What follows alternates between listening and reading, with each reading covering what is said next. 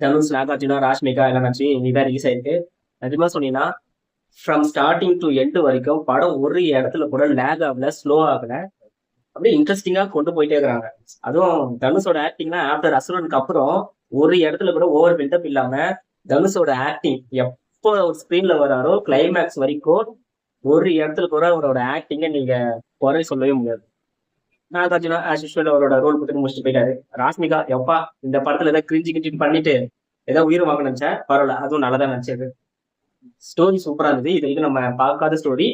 நம்ம கவர்மெண்ட்ல நடக்கிற அப்பப்போ கொஞ்சம் அந்த பாலிடிக்ஸ் பத்தி சொல்லியிருப்பாங்க, அவ்வளவுதான். மற்றபடி ஸ்கிரீன் பிளேவும் நல்லா இன்ட்ரெஸ்டிங்கா போகுது. சூப்பர் படம். டிஎஸ்பி தேவி ஸ்ரீ பிரசாதோட மியூசிக் இந்த படத்துக்கு ரொம்ப ரொம்ப ரொம்ப பிளஸ். ஒரே ஒரு சீன் மட்டும் சொல்றேன். பிச்சைக்காரனா இருந்தபோது கூட நம்மளுக்கு அந்த கூஸ்பம்ஸ் வரல. பிச்சைக்காரனா இருந்துட்டு தனுஷ் வந்து ஒரு பணக்காரனா வந்துட்டு ஒரு கோயில் படிக்கட்டுல ஏறுவாரு. அப்ப திரும்பி பார்க்கும்போது டிஎஸ்பி ஒரு மியூசிக் போடுவாரு பாருங்க, எப்பா அப்படியே கூஸ் பம்ப்ஸ் ஆயிடுச்சிடலாம்.